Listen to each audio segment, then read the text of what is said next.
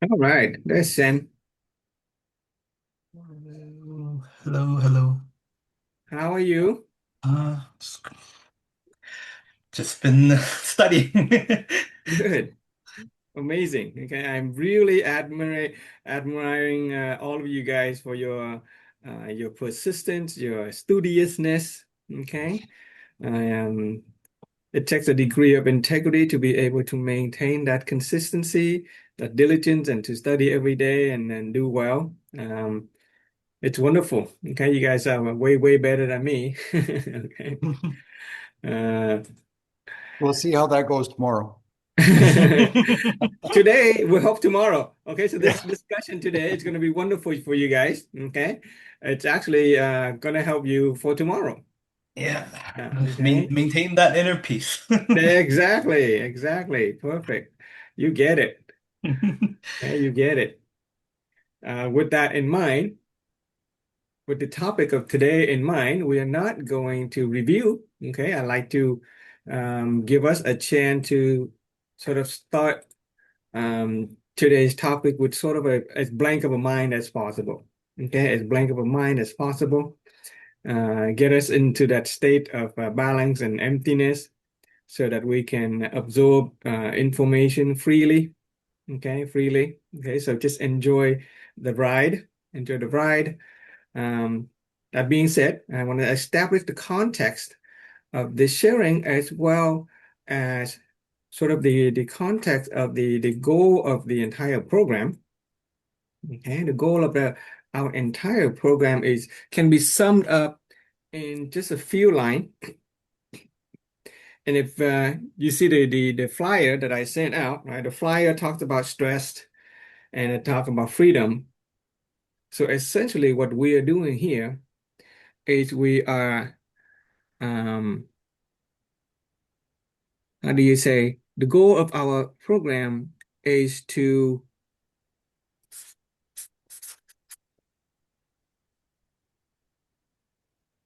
liberate. It is about liberation. Okay, liberate from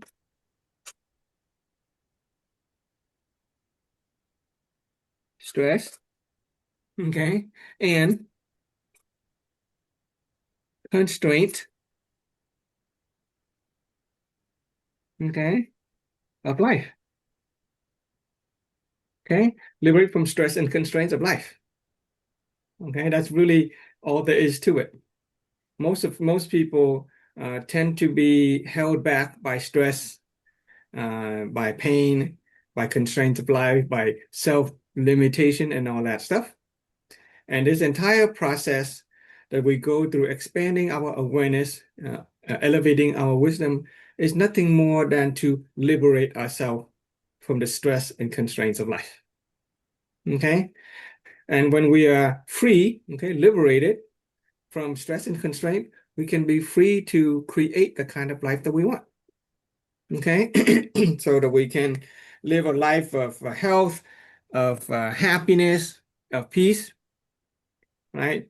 Healthy mind and body, healthy social relationship. We enrich our wisdom, enrich our mentality, enrich our character, and all that stuff, so that we can achieve a state of holistic wealth and health.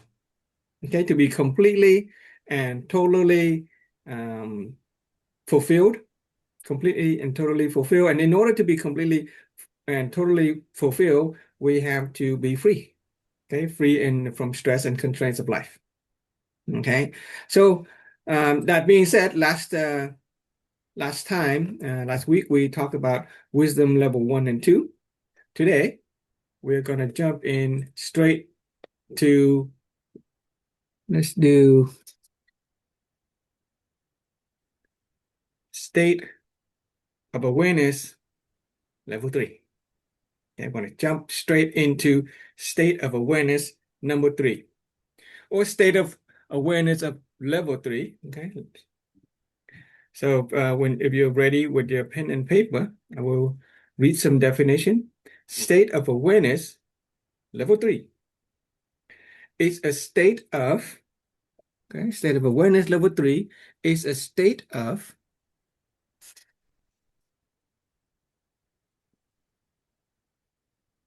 emptiness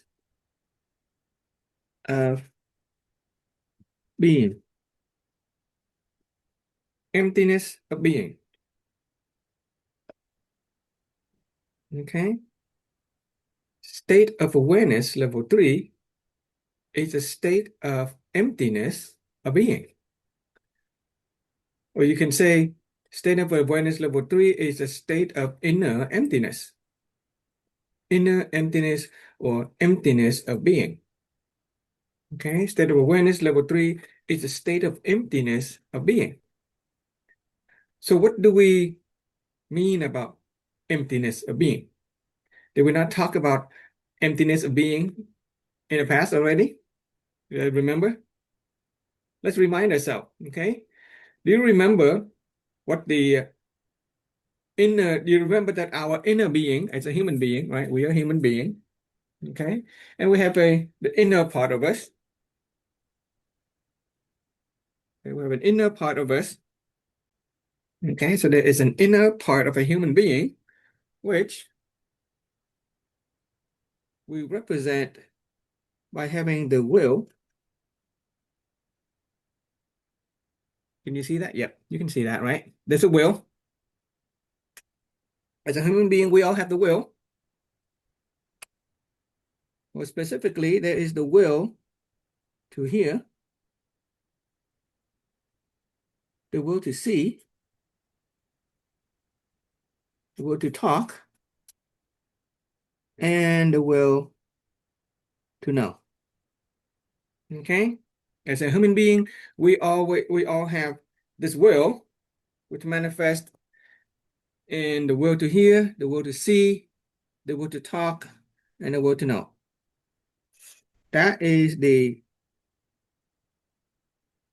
deepest level of the inner being that we have as a human being. That is the level of our being. Okay, the level of our being. That is the level of our being. Right beyond that level of our being is the level of our mind. Human age. Okay, our thinking mind.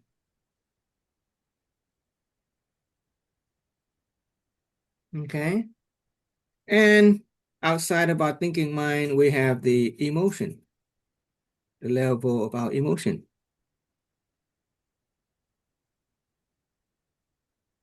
So this is a simplified map of the human being with the deepest level as our inner being or our being level, followed by the level of the mind, and followed by the level of the emotion.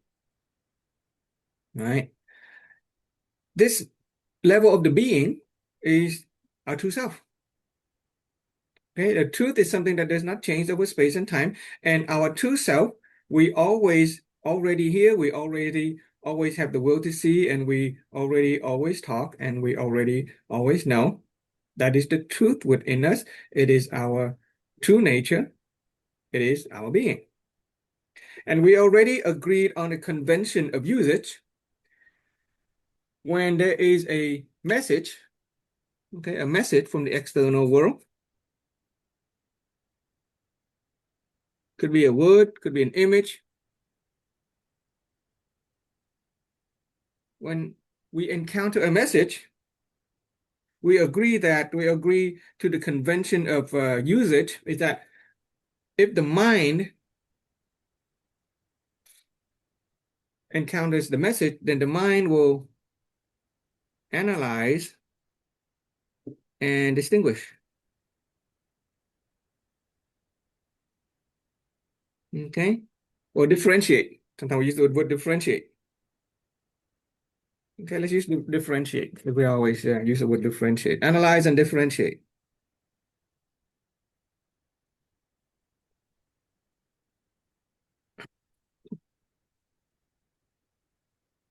Differentiate.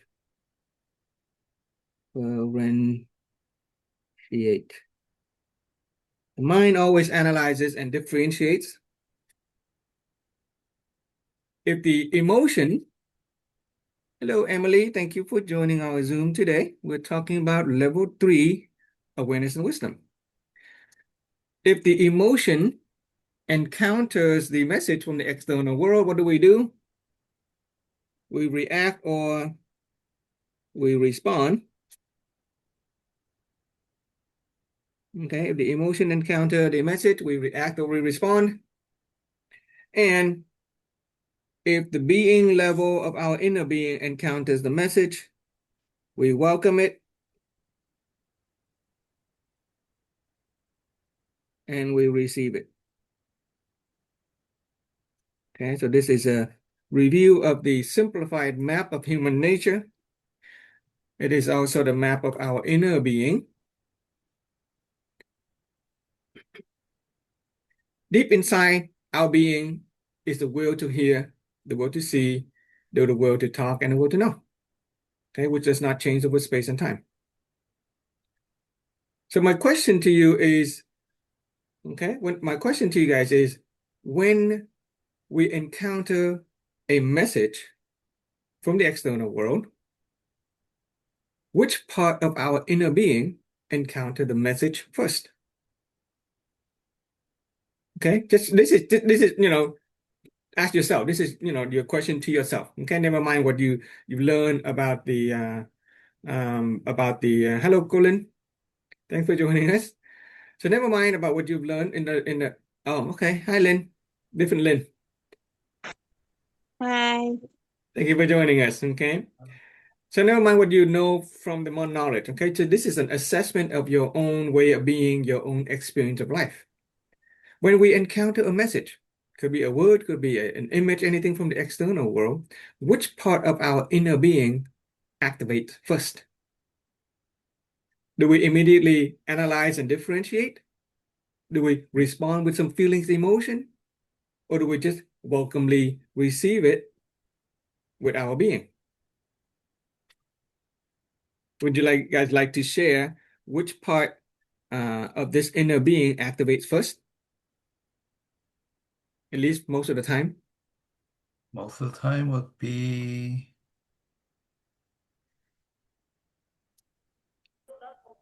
at the split second, it will be your inner truth, your inner the will to hear, to see, and Okay. yeah. Okay. Okay. So at the initial encounter of a message, as a human being, we always already receive this message with the truth within us.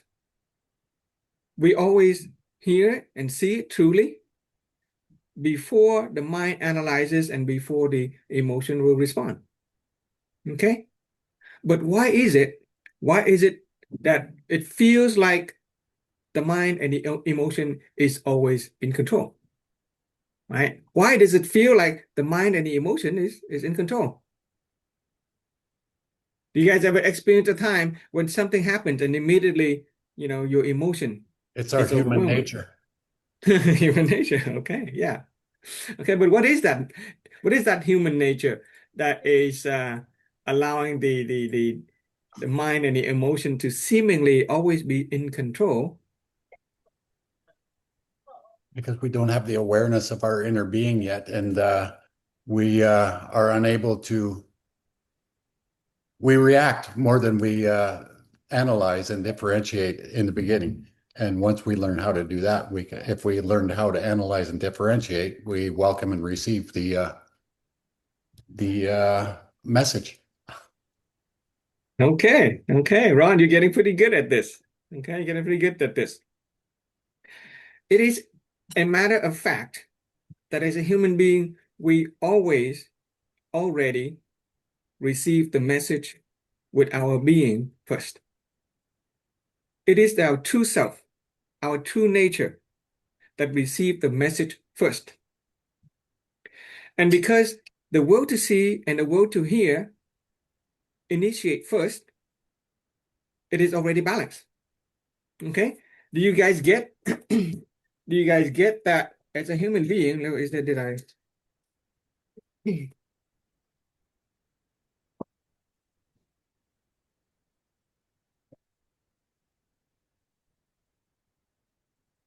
let me see if I have that diagram. There we go. Let's go back to the more fancy map of the human nature.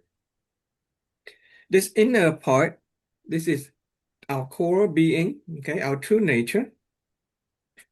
That is like the island amidst a ocean of storm. It is the eye of the storm. You cannot see this picture, right? Whenever you look at a satellite image of a storm, there's always a cloud of storm, and then in the middle there's the eye. And the eye of the storm is always very calm, right? And when a human being, when we first encounter a message, it is the will to hear, the will to see that we encounter it first, and we are already balanced. There's no mind, there's no thinking mind. We haven't distinguished if something is something, and there's no feeling emotion, so there's no positive and negative emotion. So by nature, our true nature is always already balanced. Yet somehow we are constantly being overwhelmed by the thinking mind and the feeling emotion. And that is because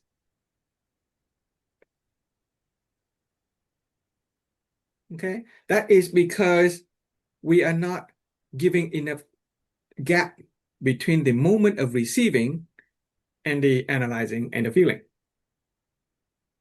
Okay. We feel like the mind and emotion is in control. It is because we don't give enough time gap between that initial receiving before the analyzing mind and the feeling emotion jumps in. Okay. And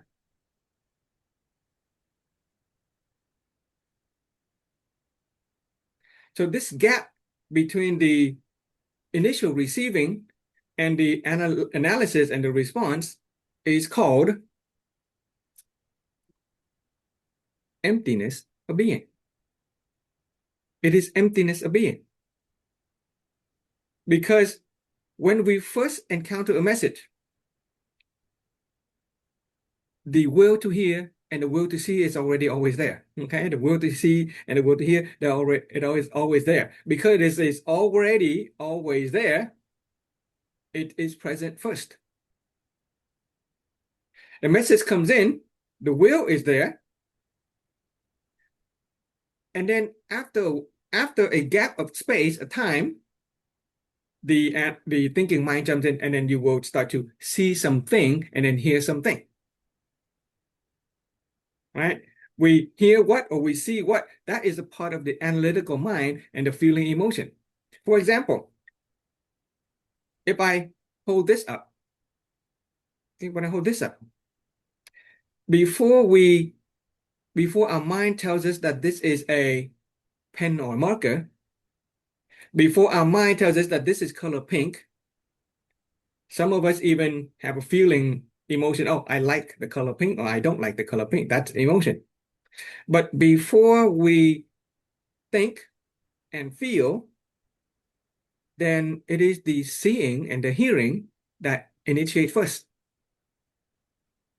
Right? It is the will to see and the will to hear that initiate first.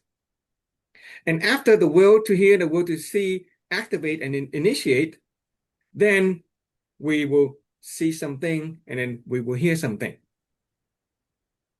And that gap between the initial true hearing and seeing and the analytical mind and the feeling emotion is a space of emptiness. Okay? It is a space of emptiness that we call emptiness of being. We call it emptiness of being because it is empty. It takes a thinking mind to place an identity on this. Right? What this is something, this is an object, this is a color pink. All of that is the mental formation. That is the analytical mind that decide that this is a pen and this is the color pen. But before the mind gives this some meaning, before the mind gives this some identity, We just see it first. We see it, and that's it. We see it, and that's it. We see it, and that's it. There is no content. There's no meaning, no name, no identity. And in that space is what we call emptiness of being. Or some people refer to it as inner emptiness. Okay? And because that space is empty, okay, it is empty. There is no content, no positive, no negative, no positive feeling, no negative feeling, no positive mental formation, no negative mental formation, because it is empty. And because it is empty, it is naturally balanced. Do you get that? Because it is empty, it is naturally balanced. Just like the island in the middle of the storm. Out here, the mind, the thinking mind, all this, personality, human nature, that is a thinking mind. It's got positive wave, it's got negative wave. Okay? We're like a boat on the ocean. The positive and negative wave are throwing us all about. But we always begin from this island of emptiness first. And that island is smooth, it is balanced because there's no wave in there. Okay? Emptiness of being. And if we allow ourselves to feel this emptiness of being, then even if we start out balanced, right? When we can become aware of this emptiness of being, we can come to be aware of this space of emptiness, this time delay between the true hearing until the mind decide what we hear, what we see. If we can become aware of this space of emptiness of being, then we are in a state of balance. And if the mind jumps in, if the emotion jumps in, and it jumps in when we are in a state of balance, then guess what? Any thinking mind will also have a chance of being more balanced. Any thought that comes in will be a balanced thought. Any emotion that jumps in will tend to be more of a balanced emotion. Do you guys get that? Right? Any thought from the mind or any emotion, any feeling from the emotion that jumps in after the emptiness of being, it's going to be more balanced. Okay, more balanced. In other words, after the initiation of the state of emptiness of being, then the entire being, okay, our entire being, our mind, our emotion, even our body, is going to be more balanced. And from this balance, it will be more simple to experience serenity, tranquility, peace, and joy. Okay, from this balance, it will be more simple to experience serenity, tranquility, peace, and joy. Okay, the benefit of emptiness of being, better yet, in terms of causality. Okay, in terms of causality, when the outcome, when emptiness of being is the cause, right? When we talk about causality, there is the cause and the outcome, the seed and the fruit. When the cause is emptiness of being, in other words, when we plant the seed of emptiness of being, then the outcome, the fruit of our outcome in life, is going to be serenity, tranquility, inner peace. And from tranquility, serenity, and inner peace, it is more simple for us to go positive. Okay? Like feeling like joy and happiness, love.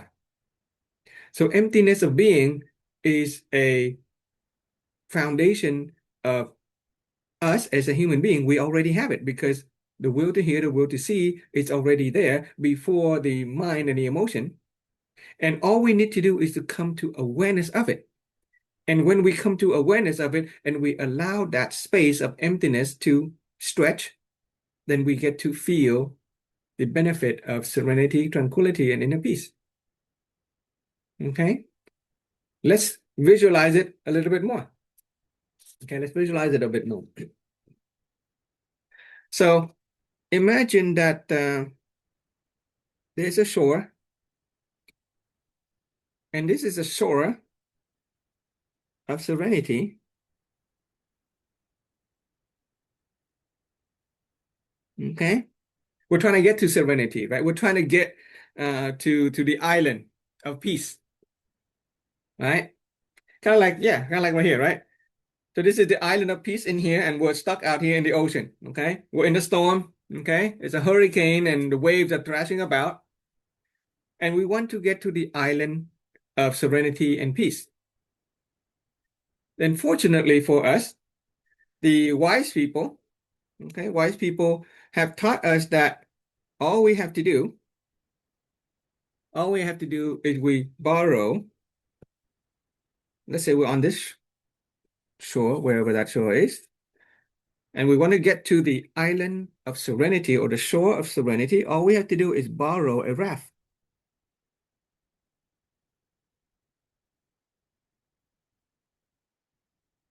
Okay, we borrow a raft.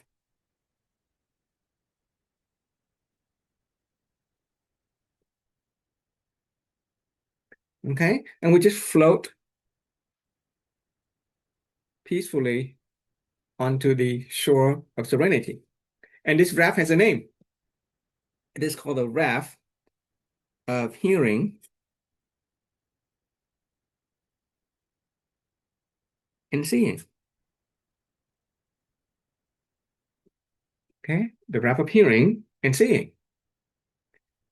And as we're hopping onto this raft and we just kind of sit there enjoying our time on this raft, by knowing that we're hearing and knowing that we're seeing, right? Paying attention not to what we're hearing or what we're seeing, okay, but we're paying attention to the will to hear and the will to see. Notice the hearing, notice the seeing, the hearing, the seeing, or better yet, the will to hear, the will to see, which is not what I'm hearing and what I'm seeing. Okay? Because what I'm hearing, what I'm seeing, that's the analytical mind. Okay, you have just fallen off the raft. Okay, if you are seeing something and you're hearing something, and worse yet, you have an emotional response to it, positive or negative, I like it, I don't like it, then we have essentially fallen off the raft. We're now in the ocean, in the storm of positive and negative emotion and mind. But if we can borrow this raft of hearing and seeing, we stay on it, just focus on the hearing and the seeing, then what we experience in that space while we are waiting for the raft to reach the shore of serenity, it is emptiness of being. Okay? It is that gap. It is that time delay from the initial true hearing and seeing to the time before, to the moment where the mind and the emotion um, take over. That space of emptiness is called emptiness of being. And the longer we can stay on this raft, okay, the longer we can stay on this raft, okay, listen to the programming language I'm using, okay, the longer we can stay on the raft of hearing and seeing, true hearing and true seeing, the longer the emptiness, the space of emptiness of being will take place, and the closer we will get to the shore of serenity.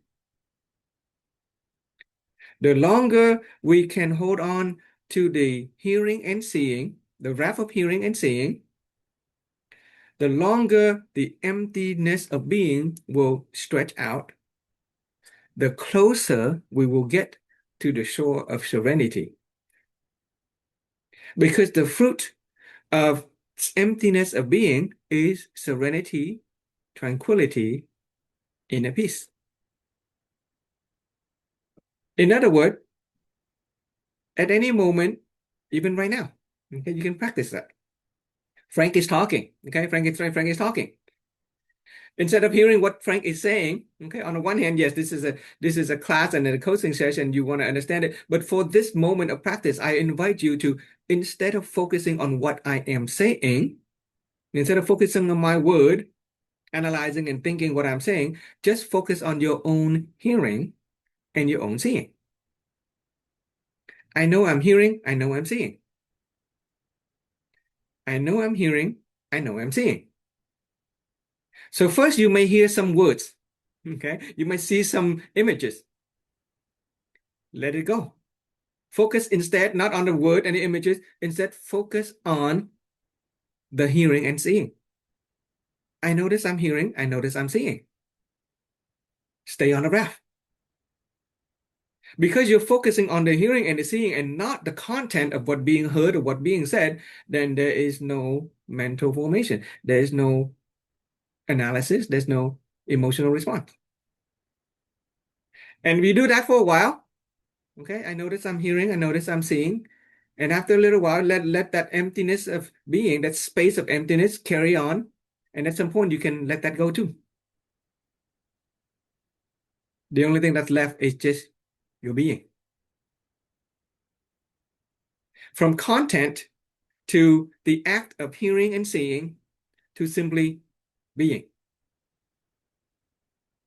And if you can maintain that state of emptiness of being, just be, then you should feel peace.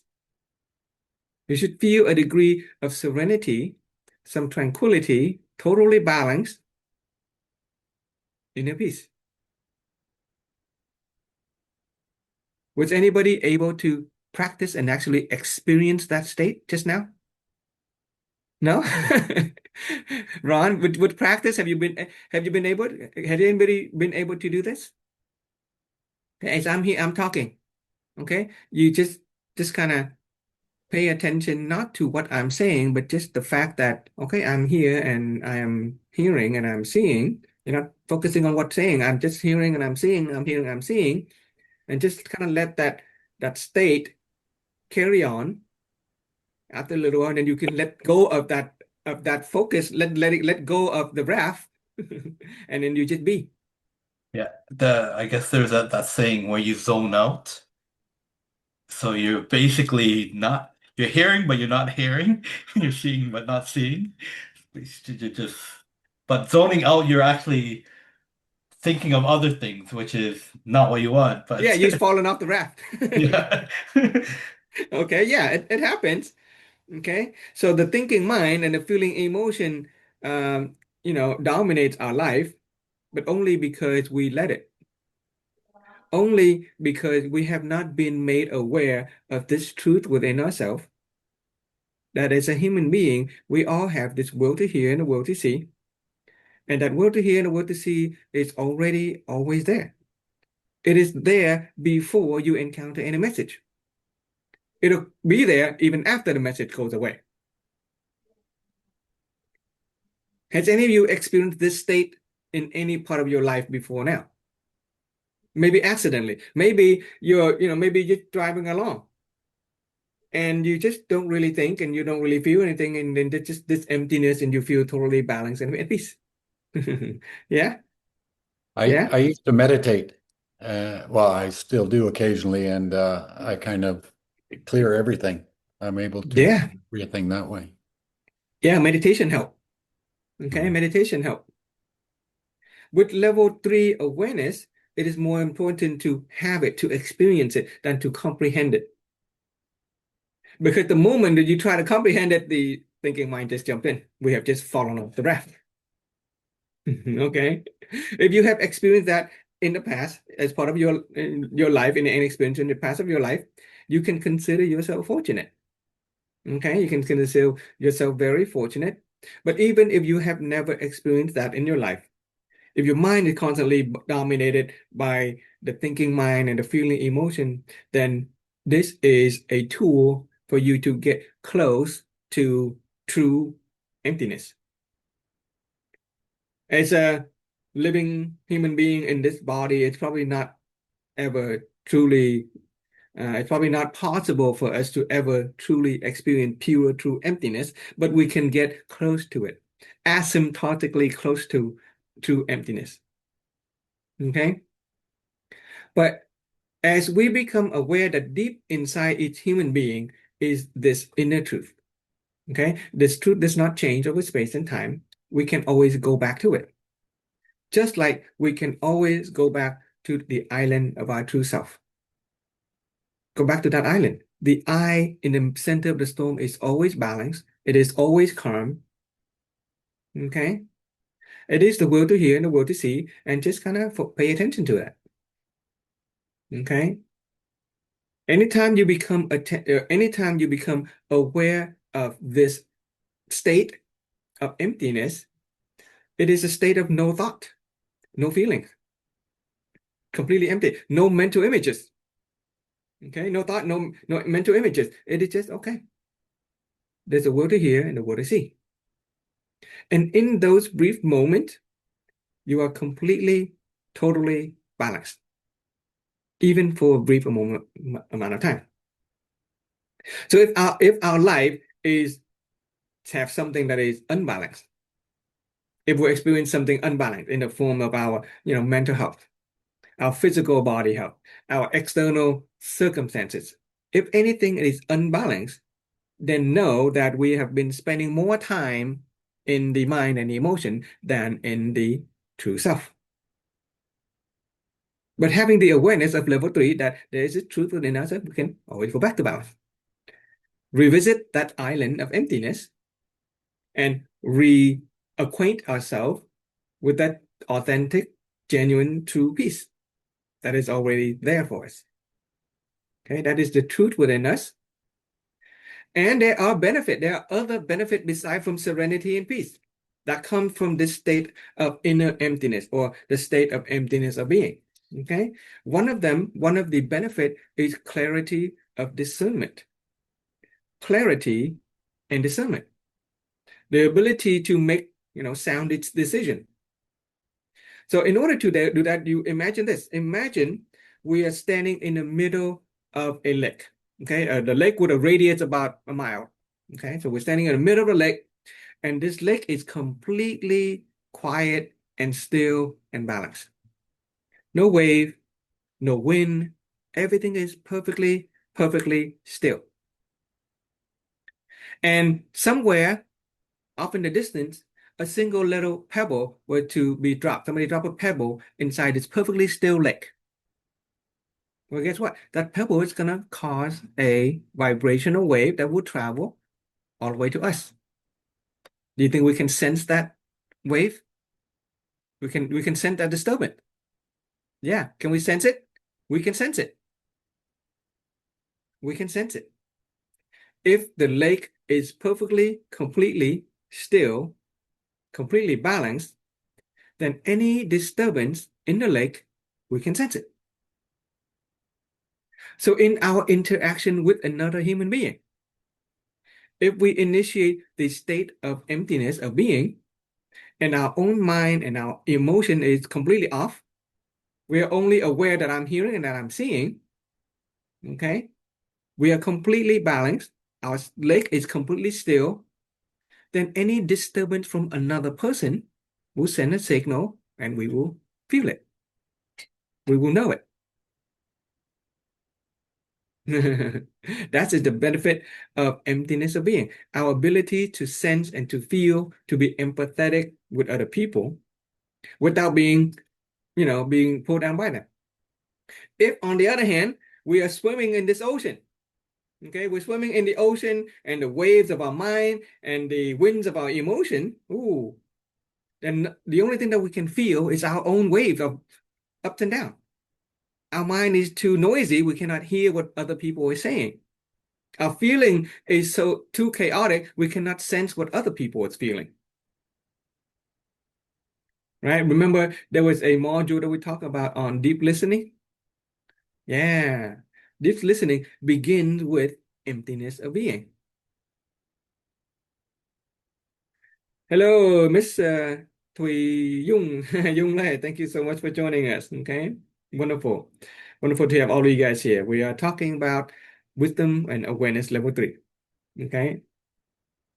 So when we are in this, lake and everything is perfectly still and calm, we benefit from that sensitivity. We can sense other people. We can sense other people's feeling if we are not being drowned by the waves of our own mind and the winds of our own emotion. Okay? And from that space of emptiness, from that space of totally balance, any thought that comes up after we reach the shore of emptiness, any thought that comes up, because it has a foundation of balance, then do you think it's more easy to come up with a positive thought? Right? As opposed to being swimming around in that wave, that hurricane, right? Even if we want to go one way, but the wave is pushing us in another way, the wind is blowing us in another direction, it's difficult to go in where we want, even if we want to go somewhere positive. Because we're constantly being thrown about by the waves and the emotion, the waves of the mind and the winds of our emotion. We cannot control our course unless we are empty and balanced. From empty and balanced, we can steer in any direction we want. We can choose any thought at will. And usually we prefer to choose good thoughts, right? Even a negative thought, even a negative emotion, like let's say anger, we can, if we can master the emptiness of being, we will essentially be able to master our mind and our emotion. And we can even generate negative emotion like anger at will. Turn it on, turn it off. Turn it on, turn it off. If we have emptiness of being. Okay?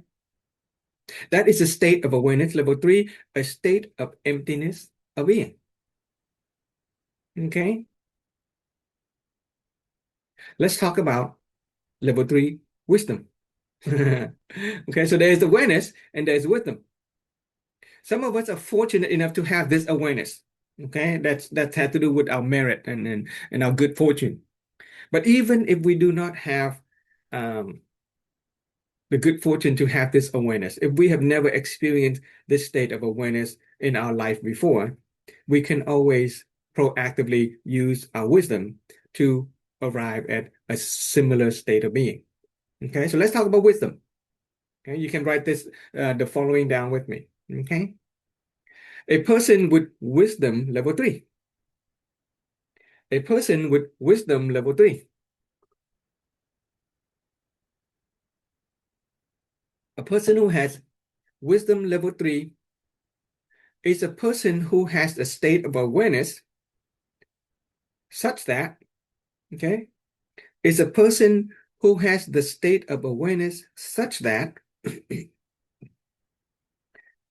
is someone who has the state of awareness such that people, things, event, phenomena, and circumstances is one who has a state of awareness such that people, things, events, phenomena, and circumstances have the essence of emptiness.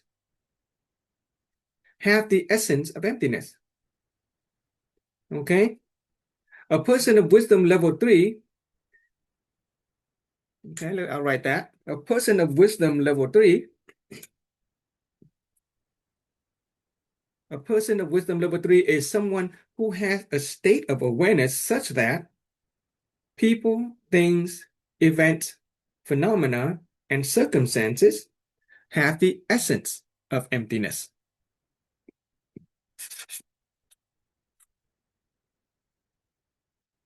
Essence of emptiness. Essence of emptiness. Okay, essence of emptiness.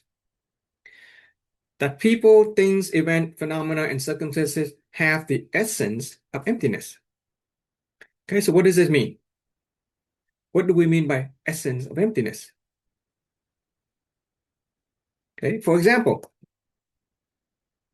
when I place this here, we are aware that all things in this universe, okay, all things in this universe have the essence of emptiness. All things in this universe has the essence of emptiness because without an observer, without an observer to observe this, then it is essentially nothing. It requires an observer to observe this in order to give any meaning to it, to make it into something. If there's no observer observing this, then this is essentially nothing. Okay? In other words, an observer has to observe it by way of their thinking mind, by way of their feeling emotion, right? It is the thinking mind that say that this is a pen or a marker. A thinking mind say that this is a color green or black. And then for some people, an emotion comes in. I like black, I don't like green, for example. But without an observer to observe this, then this is essentially nothing. It has the essence of emptiness. So the question of what is this? What is this? Without an observer, then that question itself is empty and meaningless. Without an observer, the question of what this is empty and meaningless. Therefore, the essence of all things is emptiness if there is no observer. Okay? This is, we learned this in the formula for the root cause of life. It takes a thinking mind to decide what this is. But now that we get that the essence of all things is empty, okay, the essence of all things is emptiness, or all things are essentially empty. All things are essentially empty. Its essence is emptiness. And we say, okay, so this is empty. And then our mind say, this is a pen. And then we say, no, this is nothing. And our mind say, this is the pen. And we go, no, this is really nothing. Its essence is nothing. And so we say, this is a pen. This is nothing. This is a pen. This is nothing. After a while, this is nothing. This is nothing. But really what we've just done is what? What we've just done, we say, this is nothing. What have we just done when we say, this is a pen? No, this is nothing. This is nothing. This is nothing. This is nothing. What we have just done is we have just given it a new name called nothing. We have fallen off the raft. Okay, so the essence of emptiness, cannot really be understood by the thinking mind. The more you try to think about it, the more the mind will trap you. It is the trap of the mind. The thinking mind is the trap. This is only essentially nothing when the mind itself is not thinking. Okay? Because when we place the idea that this is nothing, then essentially we have just given it a name. We give it some meaning. It just, call it by a different word, but it is still something in our mind. Okay? So when a person who has a level 3 wisdom and awareness, they first receive a message. It is the true hearing and the true seeing. In other words, they just know the hearing and they know the seeing. That is the only part that is activated, but not hearing what or seeing what. Okay? It is the hearing and the seeing that first activate, but they are not hearing what or they are seeing what. At that moment, then all things are essentially empty. Only at that moment, when the initial true hearing and seeing is activated, before the hearing and seeing what. At the moment of the encountering a message or any object, right, they simply know that they are hearing and know that they are seeing. Okay? And so when it comes to a person of wisdom awareness, there is another concept called the nature of emptiness.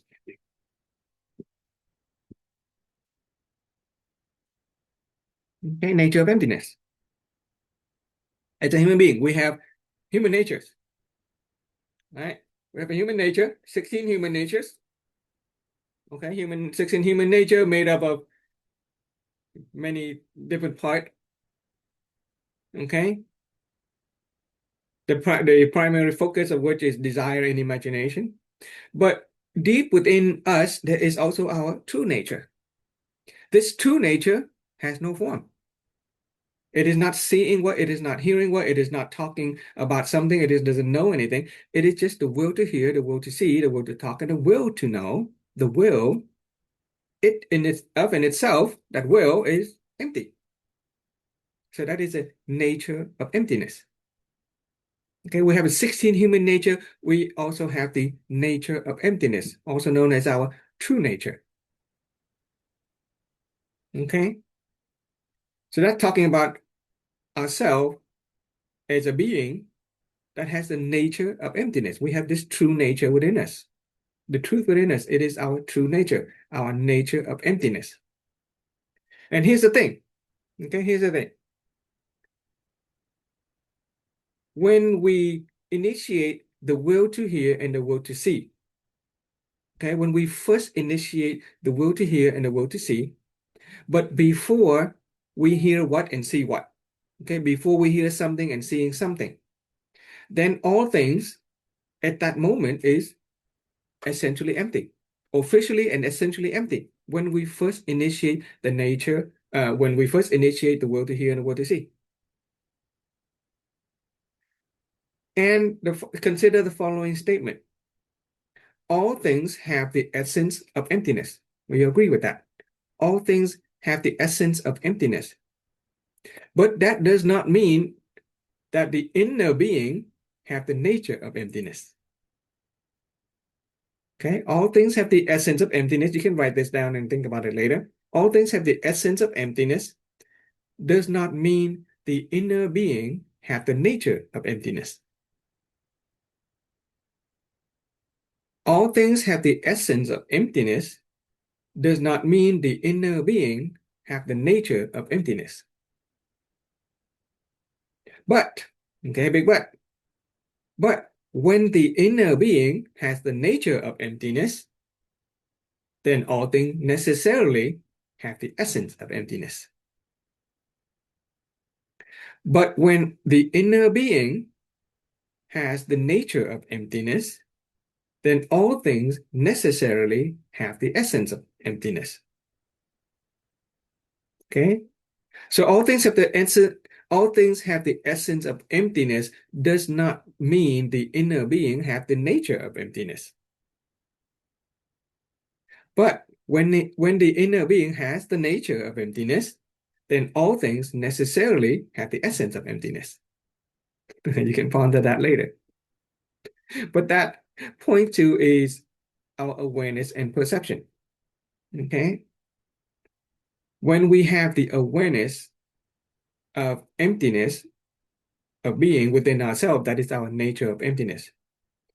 Okay? When we can activate this nature of emptiness, then everything else will be empty and meaningless and totally balanced. Okay? So a person of wisdom 3 is someone who has the awareness that all things, including other people, okay? The person of wisdom level 3 is someone who has the awareness that all things, including other people, have the essence of emptiness. Okay, so let me, essence of emptiness, this is applied to all things. Okay. The nature of emptiness applies to our inner being, ourself, our awareness. So the person of wisdom level 3 is someone who has the awareness that all things and other people have the essence of emptiness. And we can apply that awareness to, let's say, our children. Okay, we apply that to our children. We immediately get that our children have the essence of emptiness because our children is all things, part of all things. Our children has the essence of emptiness. In other words, they are essentially no one. If our children are essentially no one, then they have the potential to become anyone. They have unlimited potential and the potential to become anyone. And because they have the potential to become anyone, we can create any possibility for them. But if our children is already someone, let's say our children is someone who plays too much video game, who doesn't want to study, who is lazy, who doesn't listen. If they are already someone, then they cannot be anyone else. Okay, if they are already someone, then they cannot be anyone else. Because at that moment in time, when we see our children as being, let's say, lazy or anything undesirable, then they cannot be anyone else. But we go back to emptiness, that our children is essentially no one. It's an empty slate. We start out from balance, and then we can create a new possibility. Oh, there is a possibility that this child will be a genius. That this child can be studious. This child can be successful. They can be happy. They can be a value contributor to society, to the family. Unlimited potential when we get that the essence of all things, including other people, including our children, is empty. We apply this to our spouse. At the moment that we see our spouse as someone, usually it is a negative thing, right? It's our spouse is it's a person who's who nags on us, who doesn't trust us, who spend too much time at the office. All that negative thing, at the moment when we see our spouse as something and that thing is negative, then there is no way they can be anyone else. But we apply the wisdom level 3 and we get that, oh, our spouse is also no one. Okay, our spouse is no one. And because he or she is no one, he or she has the unlimited potential and therefore can become anyone. Right? And if they can become anyone, what can they be? Invent something. At that moment, you invent something. They can be loving, they can be loyal, they can be magnanimous and tolerant, they can be grateful, they can be anything. Right? We apply that to our co-worker. If our co-worker is lazy or they come in late, if they are tardy or if they don't pull their weight, then they are already someone and they cannot be anyone else. We are stuck with that reality, especially if it is a reality that we don't desire. But we are a person of wisdom level 3. We activate wisdom level 3. I see this coworker. I only know what I'm here. I only know that I see and I know that I hear. It doesn't matter what they are doing. Okay, we go back to balance. We erase all the mental images, all the thoughts, and we create a new possibility. Let's apply this to ourselves. Okay, let's apply this to ourselves. Ourself, including all things, the essence of all things, is empty. If we are already someone who, let's say, is sick, or if we are someone who's not good enough, or if someone who don't have enough time, or if we are someone who is stressed out, if we are someone who is already stressed out, then we are already someone. We cannot be anyone else. It's a trap. That is why it is so difficult for people to change their life, because they are already someone.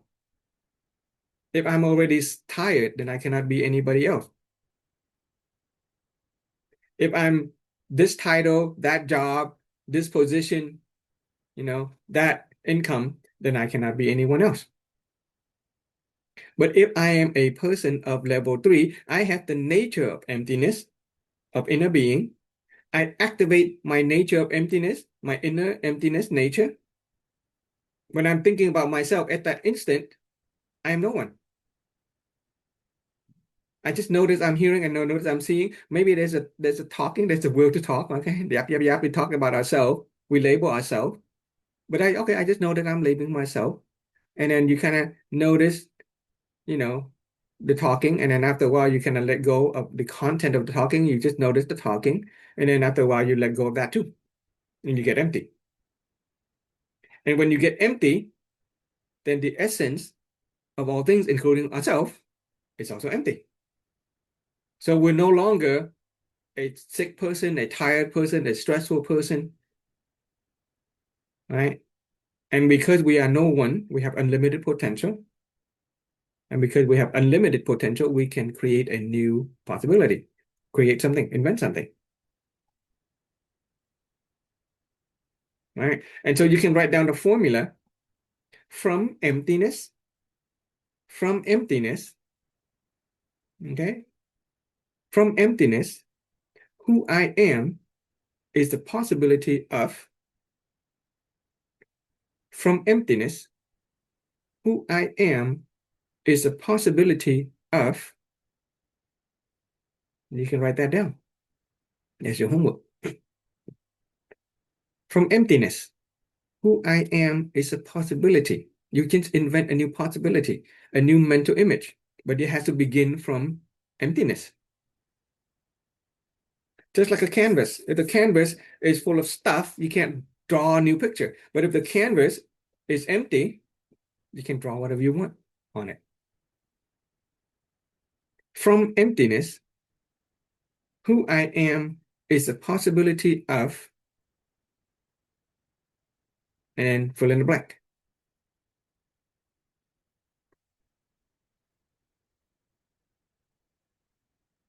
Okay?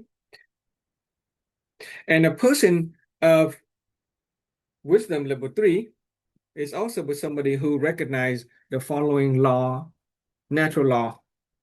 Okay, I'm going to share with you a natural law that can also help us eliminate stress.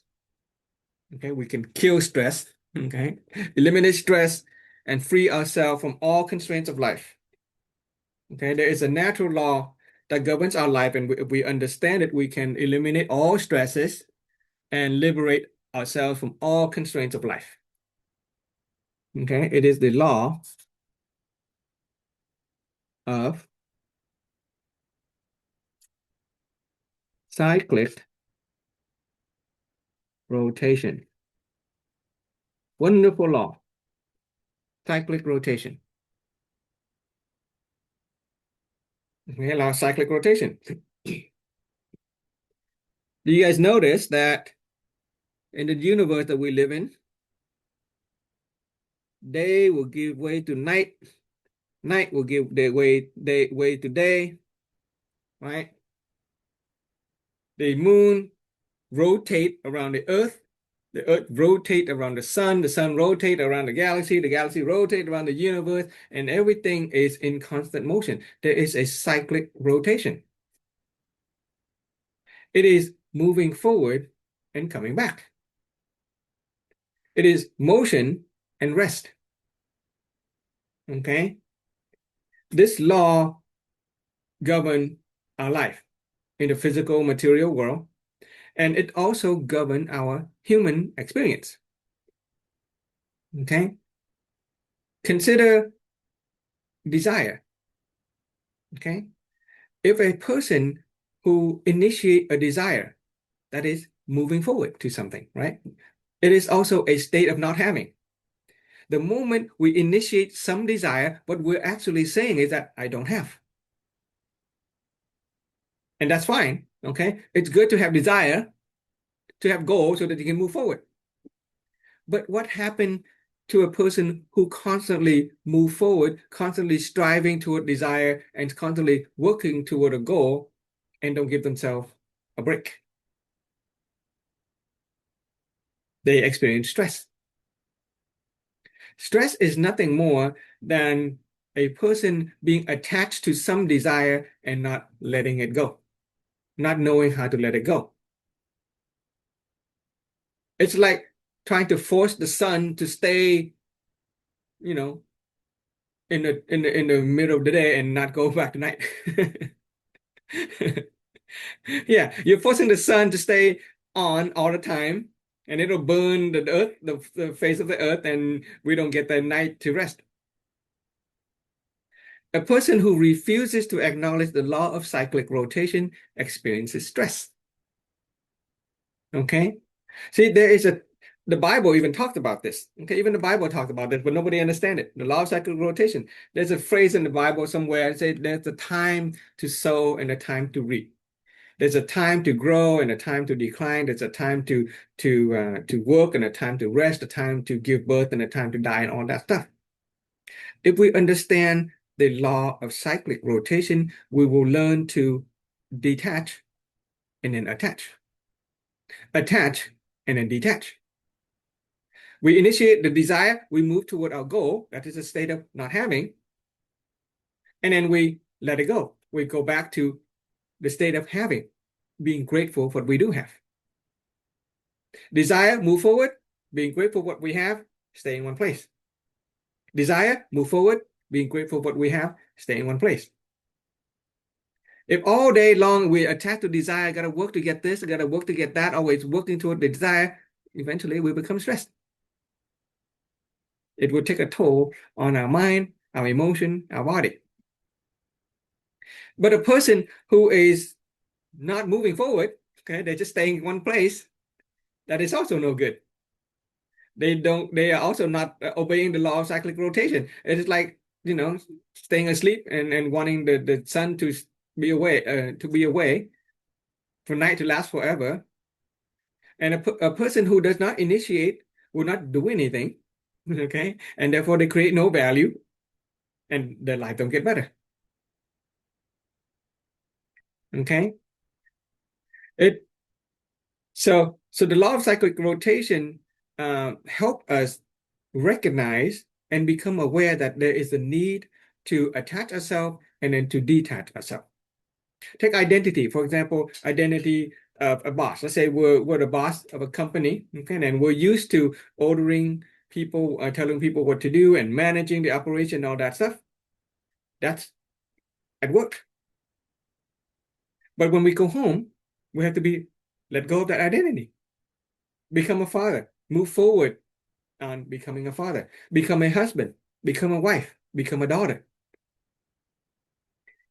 Imagine a drill sergeant. You guys watch those movies, a drill sergeant, right? Really mean and yelling and screaming at his soldier, right? Imagine a drill sergeant not letting go of his identity of a drill sergeant, taking that identity home and yelling and screaming at his wife and his children. Not very appropriate. His life is not going to turn out to be very good. Yet, many people do that, right? Many people do that. They would take the work home with them. They don't know how to let go. They try to go against the law of cyclic rotation.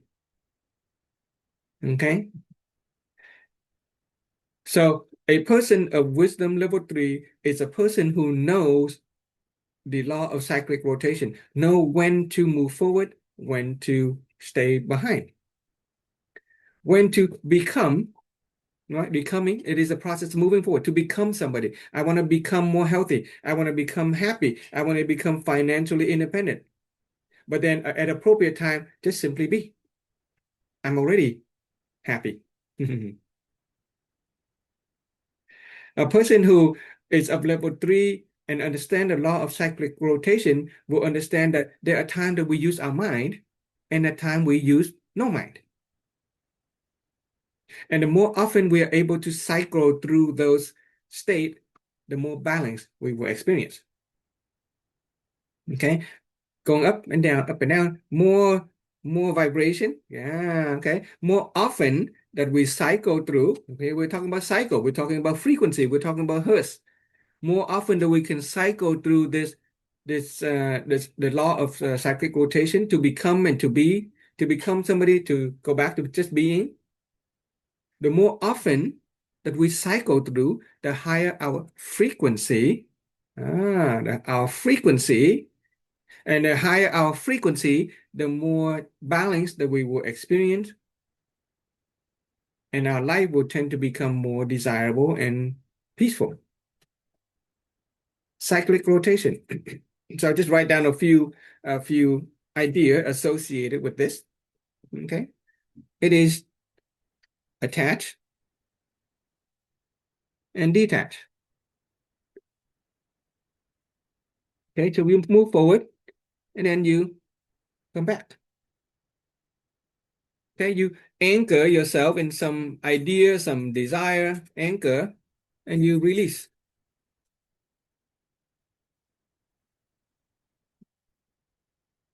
And then you go back to anchoring yourself.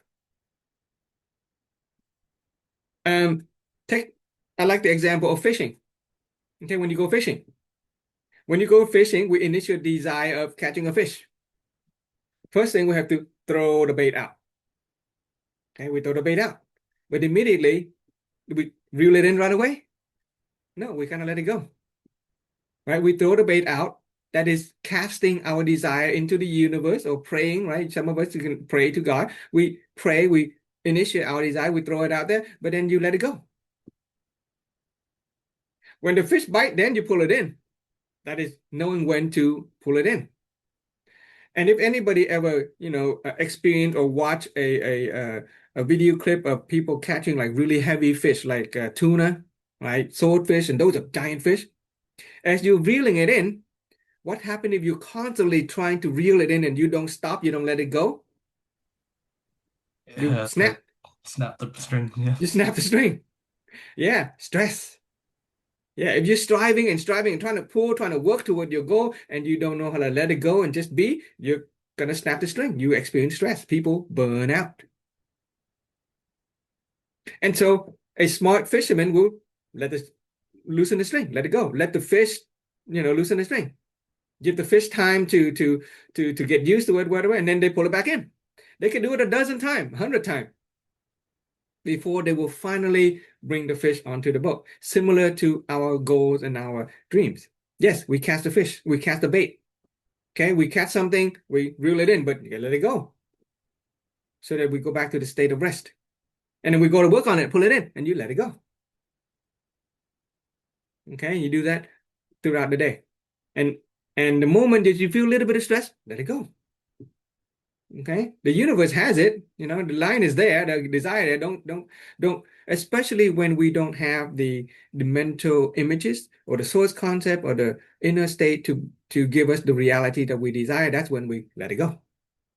Jump up to level 3, awareness and wisdom, and just be at peace. Return to balance, and from balance we can reinitiate the desire. Okay, so anchor and release. Think like become. Okay, to become.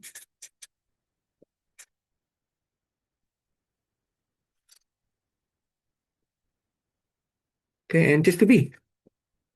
And then you go back to becoming. Okay, there are time to work and a time to rest. What happened to a person who works 8 hours a day, 10 hours a day, and don't rest? Or 12 hours a day in some in cases, and they don't rest. They get stressed. Okay, they get stressed. In the modern industry, they've given us, in an 8-hour work, they've given us only like a 10-minute break for every 2 hours that we work. That's not appropriate. That is very stressful. Yeah, that's very stressful. So people who study work and rest recommend that you work for 25 minutes and then you rest for 5. So that cycle of working and resting is much more frequent. It's a higher vibration to work for 25 minutes and then rest for 5. But what if you increase that vibration even more? You work for a minute and you rest. Or you do what I do. You speak a word, you speak a phrase, and then you rest. You speak a phrase and then you rest. You speak a phrase and then you rest. That cycle of working and resting is ultra high. And so I can speak all day long, and some of you have experienced it. I can do a 24-hour teaching, mentoring, and I won't get that tired because I build the rest into the work. You rest and then you work every few minutes, every few seconds.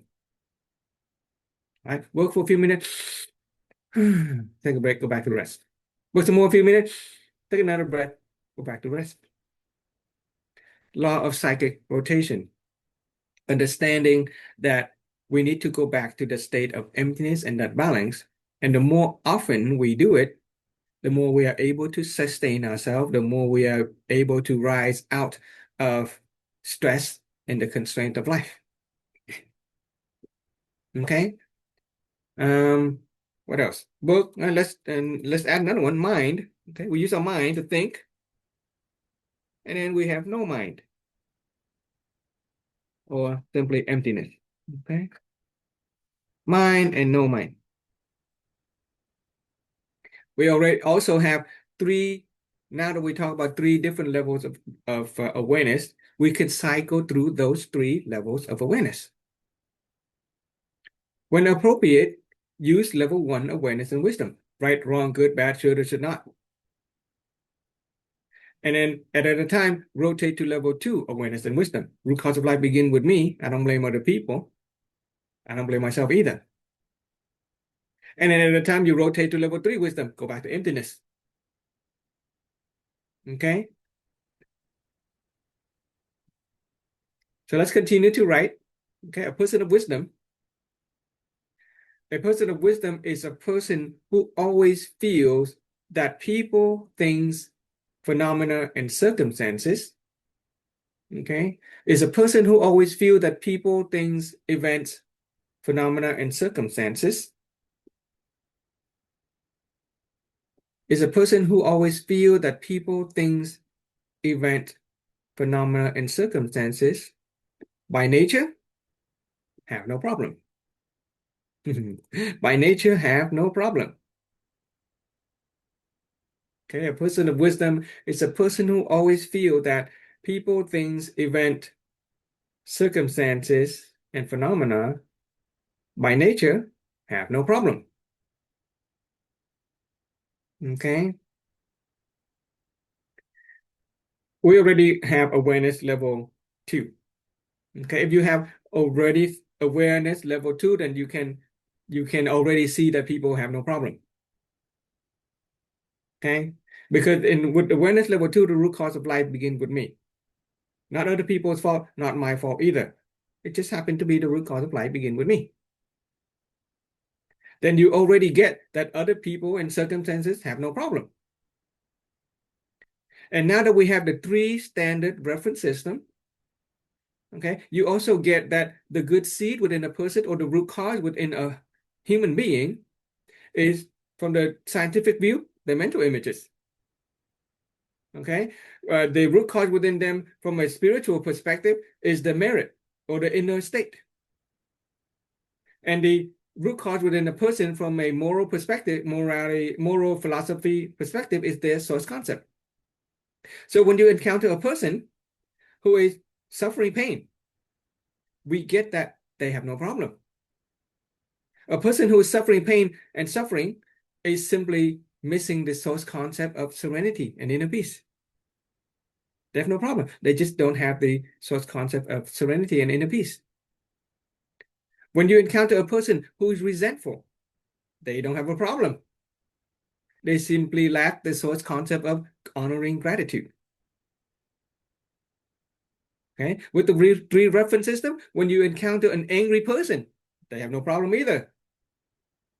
They just simply lack the source concept of magnanimity and tolerance. And so all you got to do is, help them acquire and accumulate those source concept, beneficial source concept, positive mental images. And so already with level 2 awareness and wisdom, root cause of life begin with me, other people don't have a problem. Okay. And if we look at a person's present outcome in life, if you look at a person's present outcome in life, a person's life, including our own, okay, a person's life, including our own, and we look at the present fruit of life, and if we see that fruit is to be undesirable, something is, we don't like, our health, our relationship, our finances is something undesirable, well, there's no problem either. Look at a person's outcome of life, whether it's desirable or undesirable, there's no outcome, there's no problem. Because we understand that the outcome of a person's life comes from the choices and the behavior, right? And the choices and the behavior has the root in the mindset, and the mindset has the root in their awareness. And the awareness is made up of what? A person's awareness is made up of nothing more than their mental image, made up of their source concept, and made up of their merit, the blessing and merit, which determine their state of being. So they don't have a problem. Okay. And then when we look at a review of, let's say, the operating principle of the subconscious mind, right, from the perspective of the operating principle of the subconscious mind, okay, which is there's a subconscious mind and there's a conscious mind. Remember, the subconscious mind is, the hearing and seeing, the accumulate. When we hear and see something and we give it a positive or negative direction, a feeling, then we plant seed of positive or negative orientation. And through time, every time we think about it, we are nurturing those seeds positively or negatively. Okay, our mind and our emotion, our hearing, our seeing, our talking, and our knowing. We plant those seeds, we nurture those seeds, they go up to be a tree, and then they will bear fruit that is undesirable. But now that we understand wisdom level 3, every time we encounter a situation, a phenomenon, a person, or an event, we fertilize, we nurture, we water that seed, that tree with balanced energy, the energy of emptiness. When we nurture our entire garden, we fertilize it with the seed of the energy of balance and inner peace, then we essentially cut causality, in its track. We stop causality. Bad seed can't grow because we're giving it balanced energy. Good seed won't grow either. We just stop causality in its track. And even if bad fruit, arises, okay? If bad fruit arises, then we just welcomely receive it. We welcomely receive it. And so that allows us to stand above all of life's problems.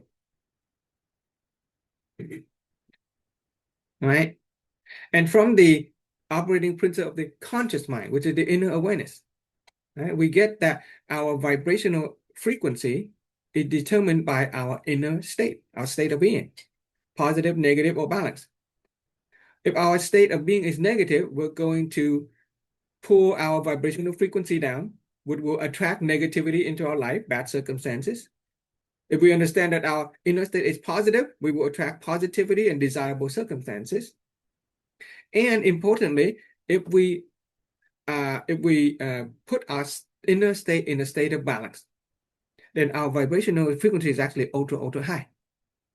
It's not neutral. It's not in between negative and positive. It is ultra high, and that state of ultra high give us the gift of wisdom and clarity. Give us wisdom and clarity, just like the image of the lake. With balanced state of being, we get wisdom and clarity so that when the mind and emotion does jump in, they tend to be, positive thinking and positive doing. Okay, the fruit of balanced state of being, the fruit of emptiness of being of wisdom level 3 is that you get positive outcome in life. Okay, and with the 3 standard reference system, we can get that there is no problem in life. Okay, it all boils down to mental image, boils down to source concept, which is what we know, what we believe, what we understand, and it boils down to our state of being, which is a consequence of the blessings and merit that we have accumulated as a consequence of helping other people.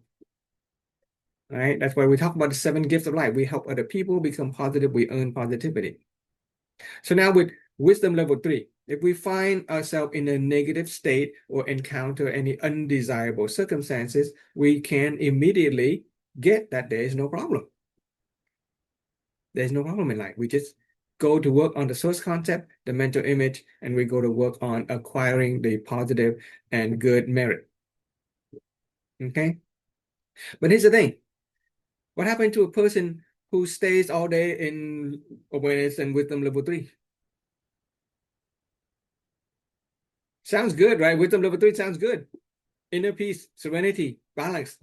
What happened to a person who stays in inner peace all day long? in balance all day long, in emptiness all day long,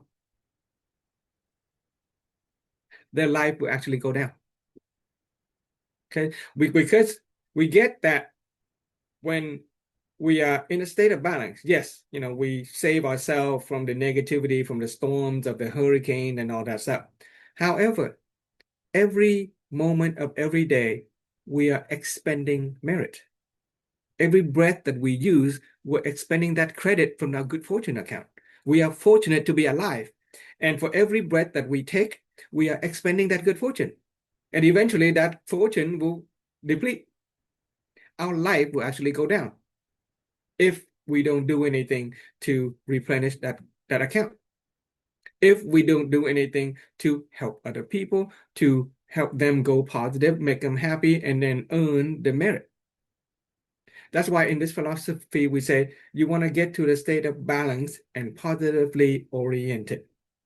You help other people, you acquire the good merit, your life will become better.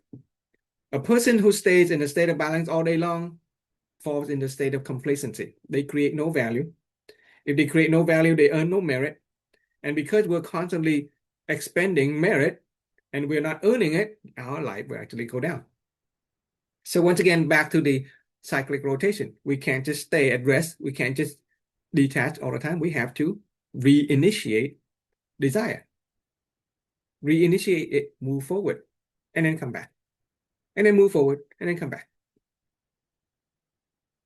Okay, so don't mistake empty balance, the emptiness here we're talking about is this balance, but it is also if we don't move forward, if we don't rotate forward, we become complacent.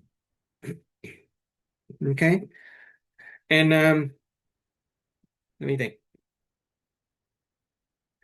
For a let's let me think. Okay, let's talk about another definition of the person of wisdom level 3. Okay, let's continue with the person of level 3. It's a person who can always live with the present. Okay, write that down. Is someone who can always live with the present. Is someone who can always live in the present. Maybe that's a better way of saying it. Is someone who can always live in the present or with the present. For some people, the present is so bad that they cannot live in the present or with the present. Okay? Is someone who can always live in the present.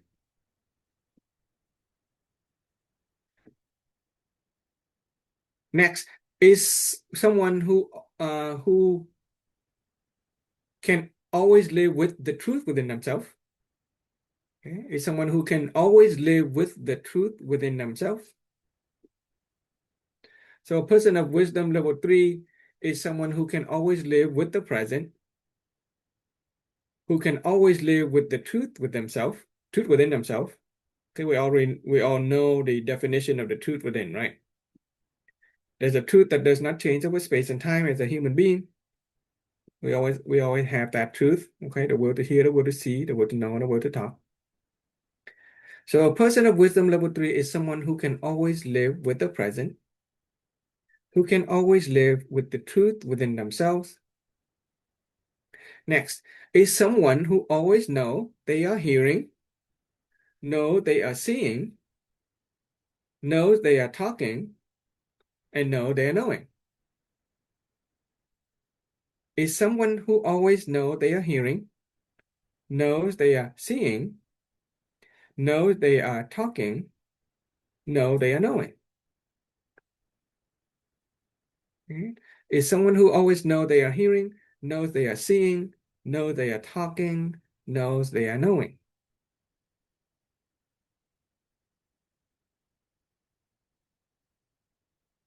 And finally, is someone who has the state of serenity and tranquility within the being. Is someone who has the state of serenity and tranquility within their being. is someone who has the state of serenity and tranquility within their being. Okay, so basically, the continuation of a person of wisdom level 3 is someone who can always live with the present, who always live with the truth within themselves, is someone who always know they are hearing, knows they are seeing, knows they are talking, knows they are knowing, and is one who has the state of serenity and tranquility in their inner being or within their being. So let's take a look with this concept.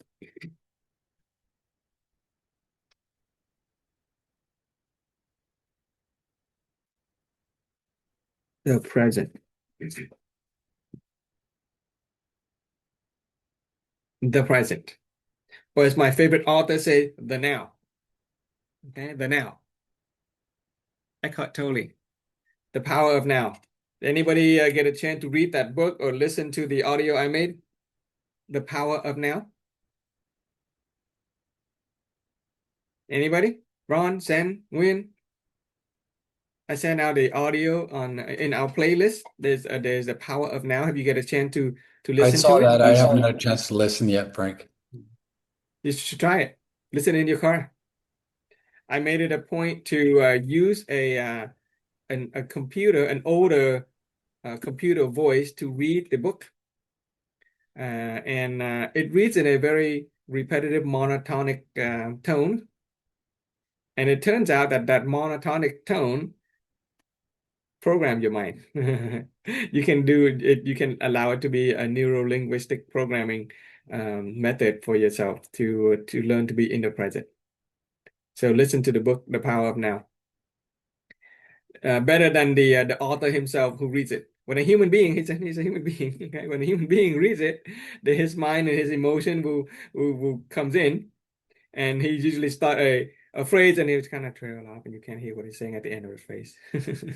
But I made a computer read it, and it is a good way to imprint if you want to imprint the power of now. Okay. Anyway, the present moment. Okay. How many of us can get the sense that we don't really, we don't really live in the present moment, right? Most of the time, we are spending time in past or future, right? We imagine things that already happened. We imagine things that are yet to happen. When we think about the things that are past, oftentimes, especially if our present moment is undesirable, okay, get it? This is an important point. If at this moment in our present and our life has things that we consider to be negative, unbalanced, and undesirable, then usually that means that when we think about the past, we also think of it negatively. We spend more time thinking about our past negatively, things that we have experienced in a negative direction. And then we travel to the future and we think about the future. We imagine the future, usually with negative emotion, fear, anxiety, worry. With the past, it's, resentment, it's regret, right? And so we are actually never in the present. We are lost forever in the past and the future, and it is never the present. And that's why we stress. That's why we suffer. But the person of wisdom level 3 who understand the law of cyclic rotation will make frequent visit to the present and occasionally the past, sometime in the future, and it's kind of cycle through that. And they make frequent visit to the present more often than the average people.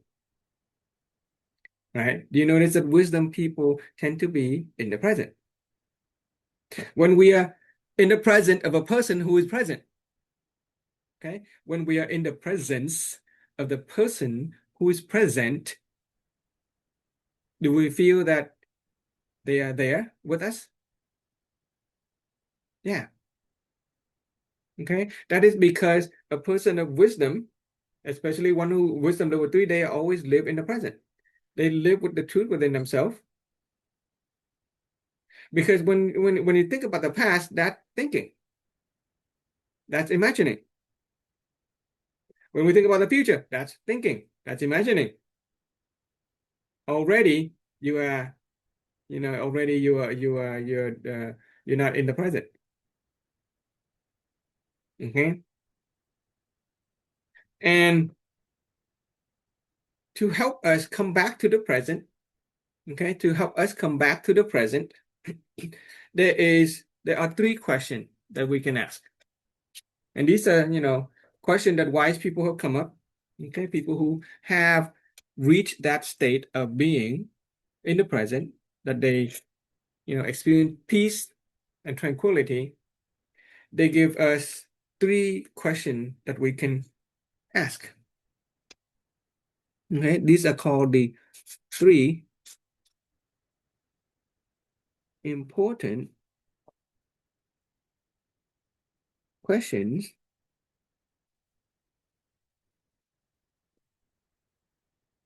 of life. Three important questions of life. Okay. A person of wisdom is someone who can correctly answer these three important questions of life. Question of who? Okay. Who is the most important person of your life? Okay. Who is the most important person of your life?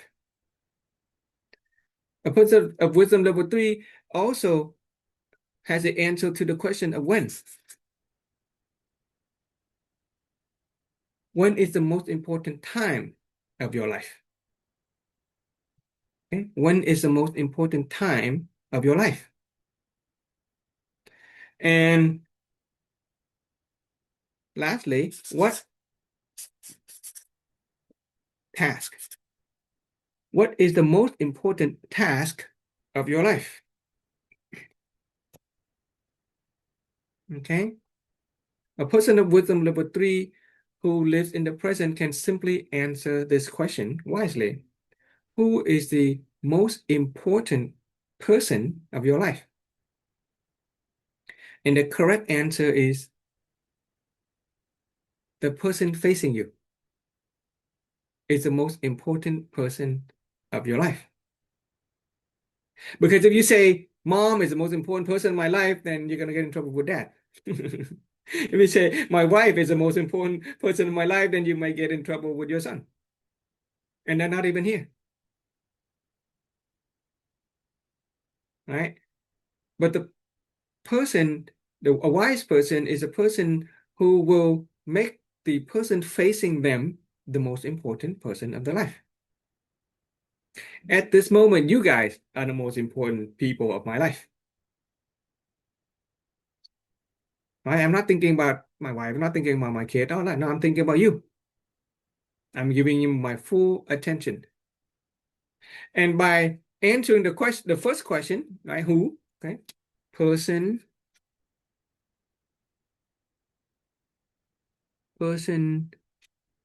facing you. Okay. Let's change it to me, the person facing me. Because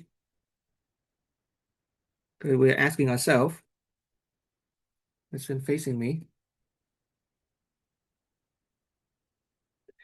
And if you can answer the first question, then the second question answers itself. Okay. The person who facing me is, when is the most important time of my life? It is now. Okay, the present.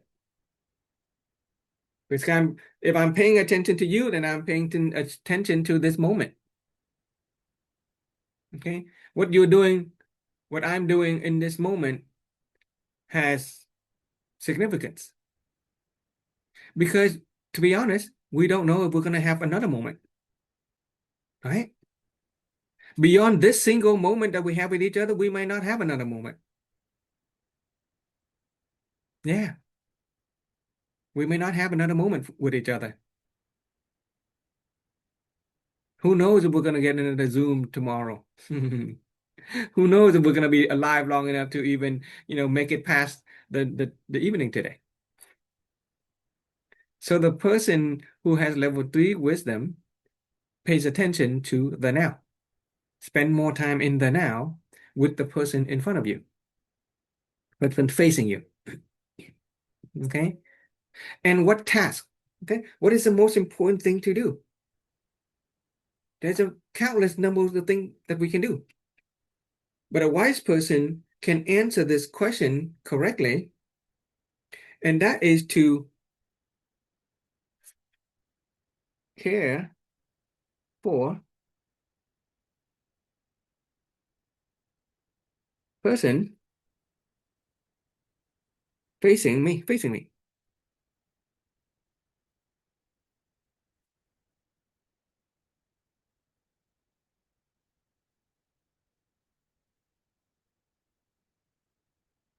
In the now. If you with me and I'm worrying about something else, let's say I'm on the phone, right? How would you feel? Right? That means I'm not caring about you. But when you're with me and I'm spending my time and I'm caring about you, and when you talk about care, what kind of care are there? Right? There are many ways of caring. Right? What kind of caring that is more important than others? There is a type of care that is ultimately more important and valuable than any other type of care. That is the care and concern for a person's ultimate transformation and ultimate maturity. Okay? It is in this moment that I care for your ultimate transformation, your ultimate maturity as a human being, your total and complete transformation in the area of your inner being, in the area of your health, your relationship, in the area of your financial abundance. And by interacting with you, the task that I am performing with you in this moment is to guide you toward that state of total and complete freedom.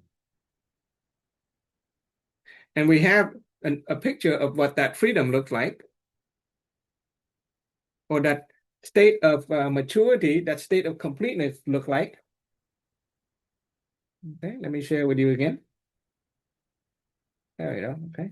This is what that state of total and complete maturity look like.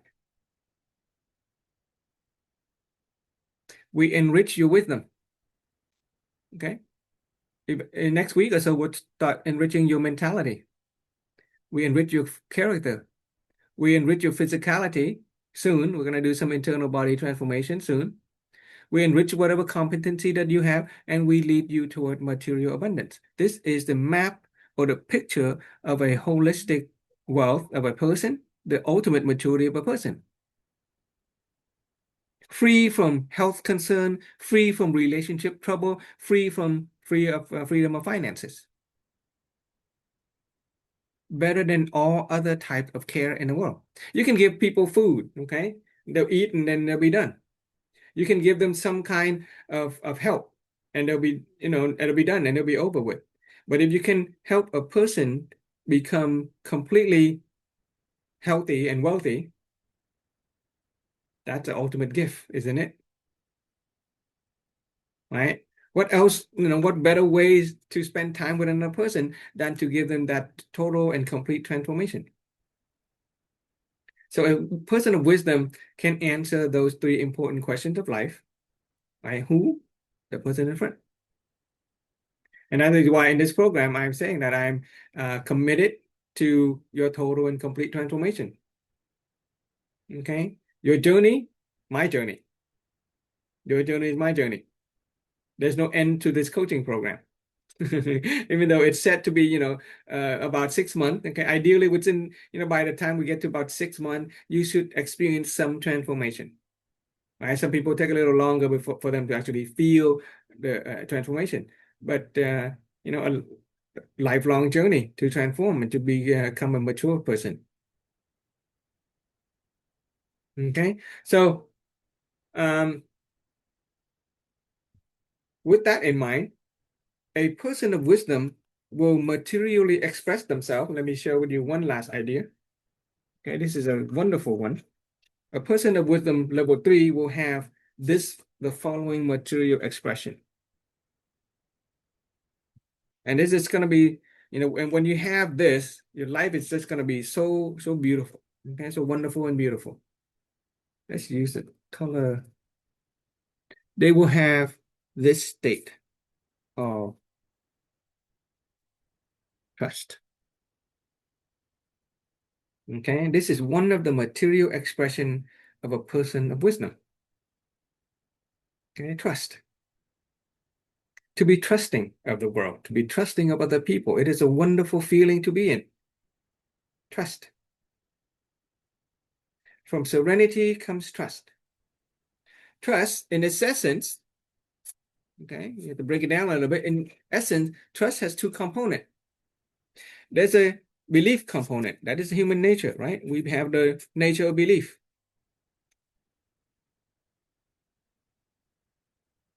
Okay. And we also have this part called our imagination or our thinking. Okay, imagination. Okay, let me break it down for you guys. As a human being, we're always imagining things. Okay, we desire, we imagine. That's what human being is. We're always thinking. Thinking is a form of imagination. We think in terms of images. We think in terms of words. Okay, that is imagination. And oftentimes, our imagination is about the past, right? Things that we have not experienced. We think about the future. We imagine the future. Okay, past and future experience. Okay, experiences. But here's the thing. When we imagine the past and we imagine the future and the experience of the past, let's use a brown. When we imagine the past and the future, and the experience is negative or undesirable,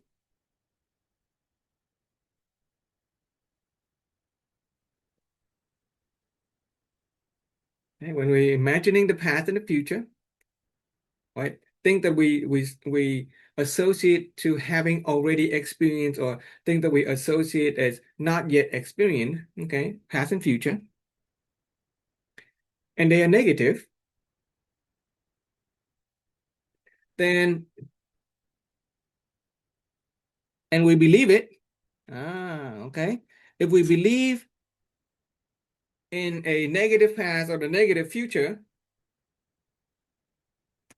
do you call that person to be a trusting person? Do you call that wisdom?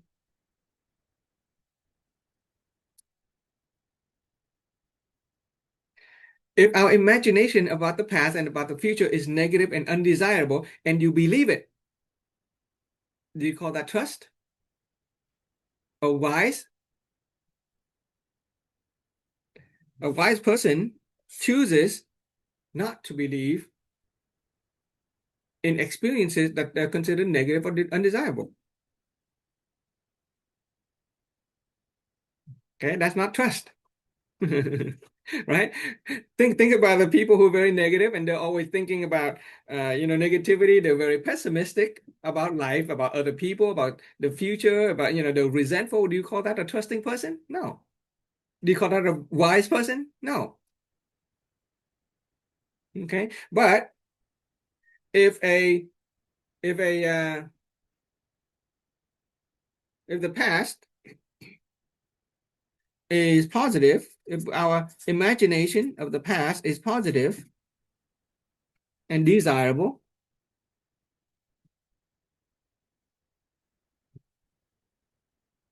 okay, a person of wisdom believes it.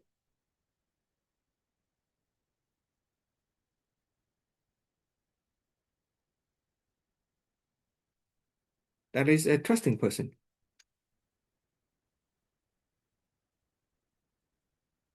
right? Trust is a belief in our imagination of the past or the future. A wise person chooses to believe in that which is positive and desirable. That makes them a trusting person. And can you imagine what life is like when you can be trusting, right? Can you afford to be trusting? Life to be, light and peaceful and happy. Apply that to, let's say, our children, okay? Our children, or my son. When I think about my son and the thought and the emotions are negative and undesirable, and if I believe in that negative and undesirable, then I am not trusting, right? If I believe in the negative and undesirable thing, then I'm not trusting. My experience with him is undesirable, not trusting, not wise. But if I think about my son and I imagine my son, whether the past, what he's done in the past or what he's going to do in the future, and those images, those mental state are positive and desirable, and I believe in that, then that makes me a trusting person, right? I believe in the imagination about the past and the future, and that makes me a trusting father. And my life can be pretty light and joyful. Okay. And it takes a person of level 3 or at least level 2 to have that, to have the awareness that people have no problem. Even if my son were to do something that I consider, wrong or inappropriate, he has no problem. He just lacks the source concept. I just go about giving him the source concept. And so I can always trust my son to be good. I can always trust my son to be, well behaved. I can always trust my son to be studious if I want him to be a good person. Similar with your spouse. A person who have negative and undesirable thoughts and feelings about their spouse, and they believe it, they believe in the negativity about the spouse, then they are not a trusting spouse. Well, by the law of causality, if you plant the seed of not trusting, then your outcome is, not trusting. How long do you think your relationship, your marriage relationship is going to last if you do not trust your spouse? But now that we have level 3, wisdom and awareness, we realize that, oh, our spouse have no problem. The root cause begin with me. If there's any issue, then it's just lack of source concept on either side. And I look for the positivity, I look for that which is desirable, and I believe in it. Okay. And if I imagine anything in a future that is desirable, if I imagine the future that is desirable, and I believe in the future, a desirable future, and I trust in the future, okay, then that is called planning ahead.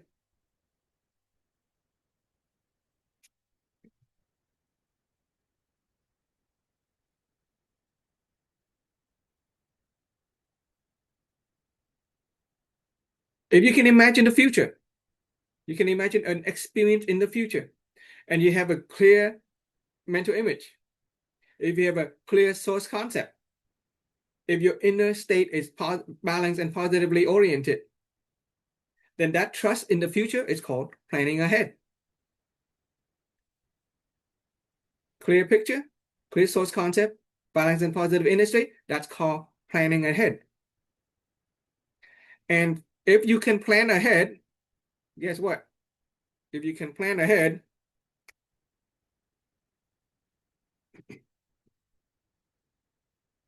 then you will actually create the reality, right?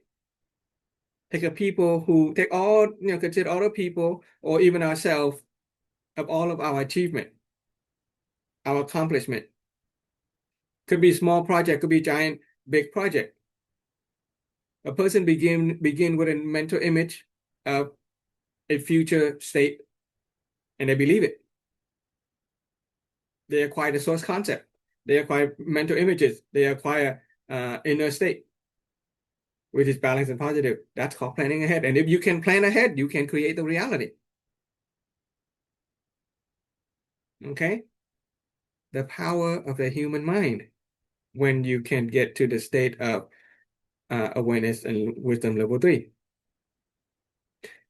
Having said that, beware of planning for disaster. Okay, beware of planning for disaster. If in your mind is a negative state and you believe in a negative state and you're planning for your negative state, if you have a clear mental image about a negative state, if you know how it's going to happen, if you have an inner state that is corresponding to it, if you're planning for disaster, guess what? You're going to create that reality.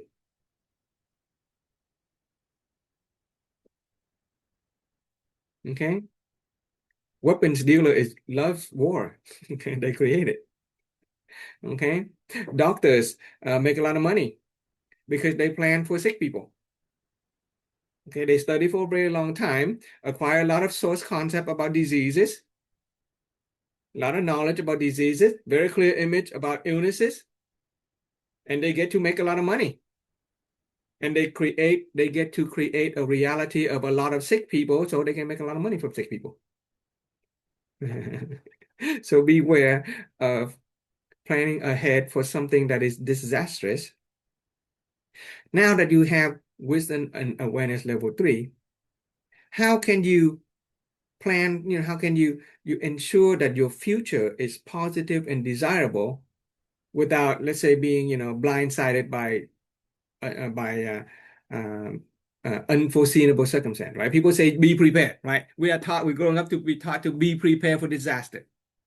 Okay, we take vaccine to prepare ourselves for viral infection, right? How can we, as a wise person, prepare for the future without creating a negative future? That's where the wisdom comes in. Okay, how can we prepare for a positive and desirable future without inadvertently creating the undesirable future? Anybody here in high school or in college ever read or studied the story of Oedipus Rex? Oedipus Rex? Anybody? No? Okay. Oedipus Rex is a story of a Greek, king or something like that. Okay. So one day, this king was given a prophecy. Okay, there was an oracle. An oracle tells the king that, king, one day you're going to your son is going to kill you and marry your wife. Your son is going to murder you and marry the queen, your wife. And so the king, believing in the prophecy, believing in his negative state, when his son is born, he tells a servant to go and, kill the son, kill the baby. The servant take the baby away, but the servant decided not to kill the baby. The servant hide the baby. The baby grows up, not knowing that he is the son of the king, not knowing that he's a prince. And so one day, as the king is traveling down the street or something like that, and the son gets into an encounter with the king, not knowing that it is his father. There's an altercation. The son end up, killing the father, and not knowing that it is his father. His mother is beautiful, and so eventually he becomes a king himself, and then he basically married the queen. The king has just created his reality by prophecy. So beware of prophecy. They usually come true when you believe it. A wise person chooses not to believe in a negative future. That brings us back to how you can plan for a positive future without inadvertently creating a negative reality. Simple. We use the principle of light. When it comes to health, instead of planning for disease, cultivate source concept, mental images, and way of being that is healthy. That's it. Instead of planning for war, cultivate source concept, mental images, and way of being that is peaceful. When everybody understand and have the mentality of serenity, magnanimity, and honor and gratitude, there is no room for war. When everybody understands the source concept of what it means to be healthy, mentally, physically, then there is no room to be sick. Right? Safety in the home, safety in the car, safety on the street. When you cultivate the source concept of serenity, you leave no room for the disaster to take place. But if you plan for disaster, disaster gonna happen. Wisdom level 3 and awareness. Okay.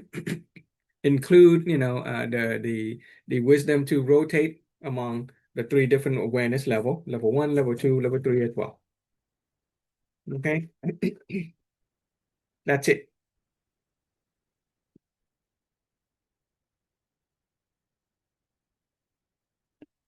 Let's have some feedback. Okay. What are some of your lesson, impression, and realization on today's topic?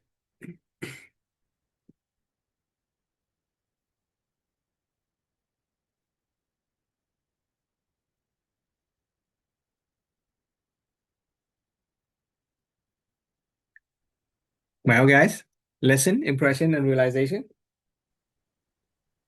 Well, I mean, the last part, how do we prepare for desirable circumstances without creating undesired circumstances? Mm, Well, yeah, I guess, yeah, you just have to look to the light, believe in the positive, and yeah, leave no room for the undesirable.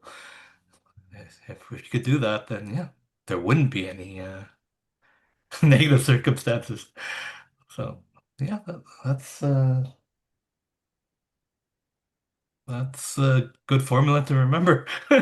yeah, I'm not saying that we don't depend on doctors to Yeah. cure us, right? So if anybody is still having any kind of ailment, and doctors are there to help us. Okay, we're receiving bad fruit from the tree, and if we don't take care of it, it could spread and make us sicker. But once we go to the doctor and eliminate the illness, and you really have to, it's a good idea to find a doctor who actually has an understanding of health, and not just somebody who treat your disease so that you can come back and they'll treat your disease again. That's not health, right? If you have a issues with in your relationship, go to work on that. But for the most part, apply the principle of light. Okay, plan ahead and believe in positive and desirable circumstances. Make life much more worth living.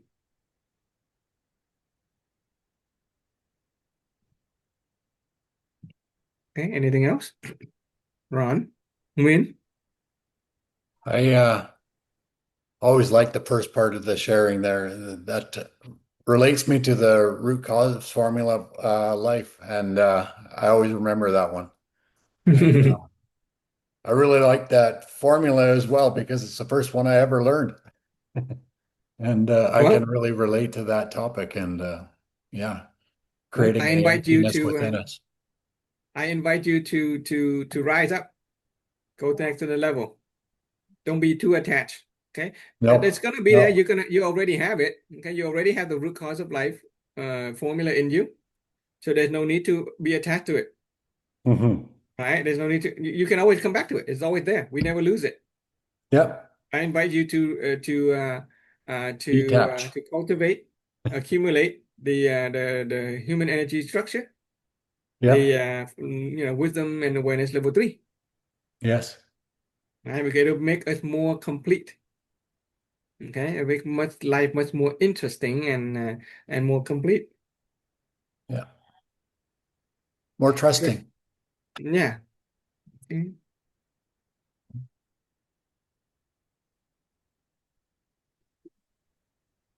Wayne, did you get anything out of this sharing today? Um, yeah. What's one or two things that you impressed you the most that stand out or that you can take away? Um,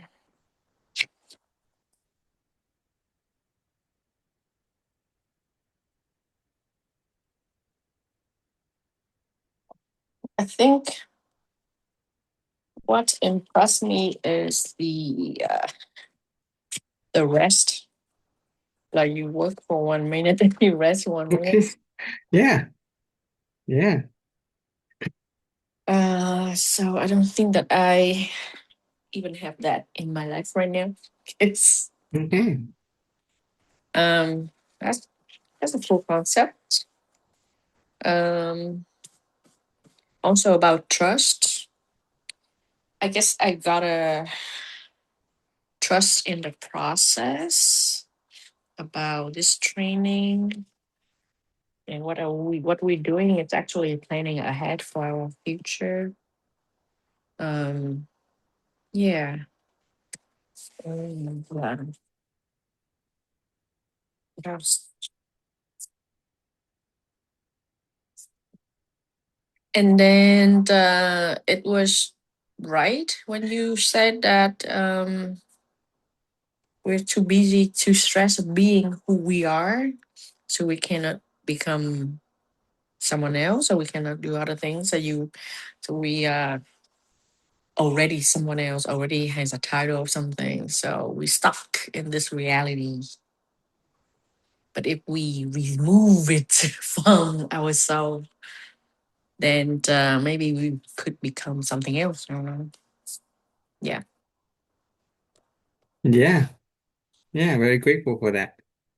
Okay. Very grateful that you share that. Which is true because I'm too busy to do anything else. Right. That statement right there. Okay. That is a way of being. Right. If who I am is too busy, if who I am is too busy, then I can't be anybody else. So right. So how can you apply wisdom and awareness level 3 to that way of being at this moment? Now, are you asking me? Yeah. Yeah. Oh, I don't know. I don't know how to become less busy. No, don't try to become less busy. Then That's you're what's just sunk down to level 1 awareness. That's right, wrong, good or bad, true or false. It doesn't work. okay? If you're swimming in the ocean, it's hard to change the direction if the wind and the wave are pushing you. You first have to get to balance, get to the state of emptiness. No, I'm hearing, no, I'm seeing. My mind is saying I'm too busy, right? My Yeah. mind, that is a message. My mind is saying that I'm too busy. Just know that it's saying that I'm too busy, right? Just pay Okay. attention. Just know that, okay, it's saying that. And focus a little bit more intensely in the fact that, okay, I'm hearing, I'm hearing. I know I'm hearing. I know I'm hearing. I know I'm talking to myself and pay attention to it to the degree where you are no longer attached to what you are saying. You're no longer attached to the, oh, I am too busy. You just pay attention to the fact, okay, so I am saying and I'm hearing that I'm saying these things and just kind of focus on it, focus on it, focus on it. After a while, when you focus intensely on it, you will you will actually become detached from it. It will have no meaning for you. And then Okay. you will actually feel a state of balance. And then will I not be busy? You can create a new way of being. If you say not be busy, what you're doing is you're trying to remove the darkness from the room. Mm, And it doesn't work. So you have to replace the negative with a positive.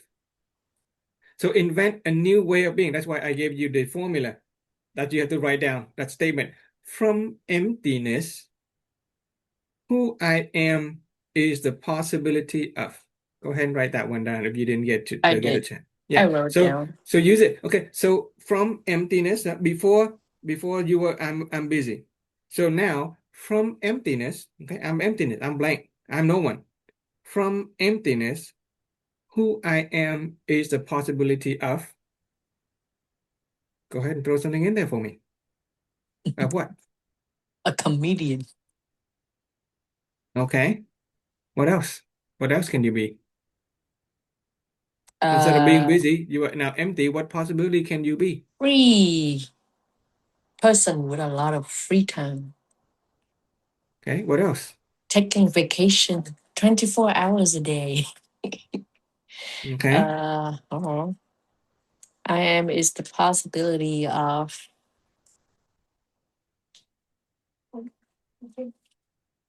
being wealthy and can help a lot of people. What would that look like if you're wealthy and you can help a lot of people? If you're free, Um, I mean, I can go on mission trips. I can do free work. After free work, then I can go play, go eat, go hang out. what would your life be like if you can go on mission, play, and go to and eat and hang out? What would your life look like or be like? Right. Happy. So can you invent a possibility of being happy? Yeah, but I'm also happy right now, even though I'm busy. But let me ask you, is this moment after you have just did that little exercise and created that possibility of happiness, is this moment better than 30 seconds ago? That 30 second ago sounds better. Yes. Yeah. So at every moment of every day, all you need to do is a little bit better by creating a new possibility from emptiness. And if you do that long enough, your life will really get better. Fine. I gotta trust the process. Yeah, you came in a little late, so go ahead and make sure you view the recording, okay? Okay. Yeah. So this material, every session, every sharing is like 2 or 3 hours long, and it's packed dense with information, right? Right, Sen and Ron, you guys have been through this material many times, and it's packed dense with information and transformative knowledge. Nobody is going to be able to get it, the first time around. So you do have to review it, repeat it, Okay. listen, watch many, many, many times. Each time, a layer of the onion, a layer of awareness will peel back, and you will eventually get it, and it will become a part of your being.